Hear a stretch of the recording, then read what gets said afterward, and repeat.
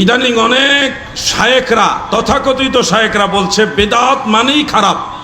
তাদের দলিল হলো কুল্লু বিদআতিন দলালা, প্রত্যেক বিদআতই হলো গুমরাহি, অতএব বিদআতে হাসানা বলতে কিছুই নাই।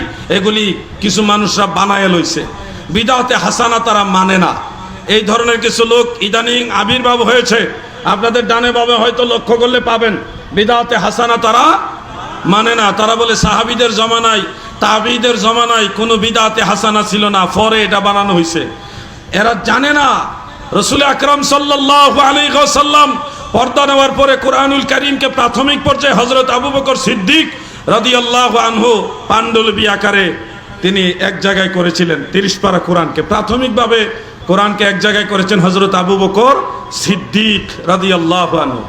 আর চূড়ান্ত পর্যায়ে হযরত ওসমান যুন্নুরাইন রাদিয়াল্লাহু আনহু করেছেন, এজন্য ওনাকে জামিউল কোরআন বলা হয়। মনে রাখবেন এই কথাগুলো।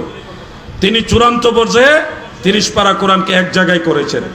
এই যে 30 পারা কোরআনকে এক জায়গায় করার ব্যাপারে লিপিবদ্ধ আকারে, পাণ্ডুলিপি আকারে, এটা নিয়ে আপত্তি এসেছিল যে আল্লাহর নবী যেহেতু এটা করেননি, আপনারা কেন করছেন, আপনি কেন করতে চাচ্ছেন? তখন তিনি হযরত আবু বকর সিদ্দিক, আরেকটা রাওয়ায়াত সহিহ বুখারী হাদিস, এগুলি হযরত ওমর ফারুক সহ দুজনে আল্লাহর কসম খেয়ে বলছে, ওয়াল্লাহি আল্লাহর কসম, হাযা খায়র, এটা অনেক উত্তম কাজ, উম্মতের জন্য এটা কল্যাণকর। কোরআন শরীফ এক জায়গায় হওয়াতে আমাদের জন্য কি কল্যাণ হয়েছে না অকল্যাণ হয়েছে? কল্যাণ হয়েছে না? এই হলো পরবর্তীতে মুহাদ্দিসিনে কেরাম শারহুল মিশকাত, শরহে মিশকাতের মধ্যে ইমাম তিবি রহমাতুল্লাহ আলাইহি লিখেছেন যে সাহাবাই কেরামের জামানা এটা হলো প্রথম বিদআতে হাসানা, প্রথম বিদআতে হাসানা। অথচ এই গোষ্ঠী বলে সাহাবীদের জামানায় কোনো বিদআত ছিল না। বিদআত দুই রকম, একটা বিদআতে হাসানা আর একটা বিদআতে সাইয়্যা। এই দুই ধরনের বিদআতের দলিল সরাসরি রাসূলের হাদিসের মধ্যে আছে। যেমন সহিহ মুসলিমের মধ্যে, অন্যান্য কিতাবের মধ্যে রয়েছে, মান সান্না ফিল ইসলামে সুন্নাতান হাসানা কানা লাহু আজরুহ, অর্থাৎ যে ব্যক্তি ইসলামের মধ্যে কোনো ভালো রীতি বিদআতে হাসানা, মানে হাদিসের ভাষায় এগুলির নাম হলো সুন্নতে হাসানা, প্রবর্তন করবে, তার জন্য সওয়াব আছে, এই কাজের জন্য সওয়াব আছে। আবার যদি বিদআতে সাইয়্যা কেউ প্রচলন করে, এটার জন্য গুনাহও আছে। তাহলে সহিহ মুসলিম থেকে দুই ধরনের নব আবিষ্কারের কথা নবীজির হাদিস থেকে জানতে পারলাম। একটা হলো উত্তম আবিষ্কার আর একটা মন্দ আবিষ্কার, একটা বিদআতে হাসানা আর একটা বিদআতে সাইয়্যা। সহজে বুঝবেন, যারা বলেন বিদআতে হাসানা বলতে রাসূলের যুগে সাহাবীদের যুগে কিছু ছিল না, এরা হাদিস পড়ে কিন্তু বুঝে না, খায় বেশি বুঝে কম,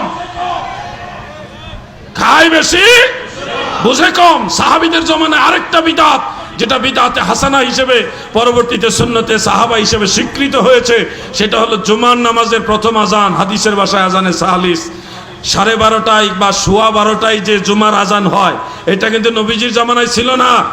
এই আজান হযরতে ওসমান ইবনে আফফান রাদিয়াল্লাহু আনহু তিনার জামানায়, যখন মুসলমানদের সংখ্যা বাড়ছে, মানুষের নামাজের প্রতি আগের থেকে এলান করার জন্য এই আজানটা তিনি আবির্ভাব করেছিলেন। হযরত আব্দুল্লাহ ইবনে ওমর রাদিয়াল্লাহু আনহু তিনি বলেছেন, হাযাল আযানু বিদআতুন, এই আজান হলো বিদআত।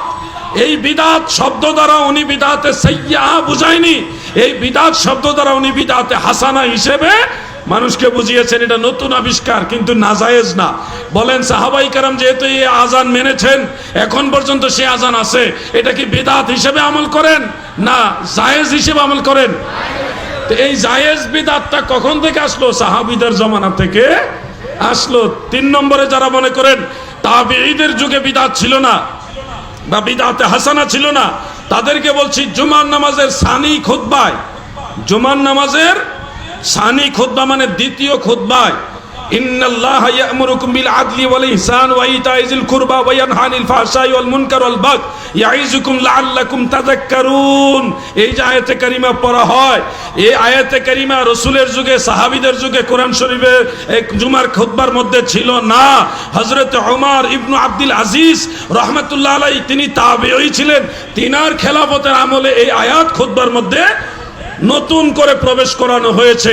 এটা বিদআত হলেও এটা সুন্নতে হাসানা, বিদআতে হাসানা। এই জন্য সব বিদআত খারাপ বলার কোনো সুযোগ নাই।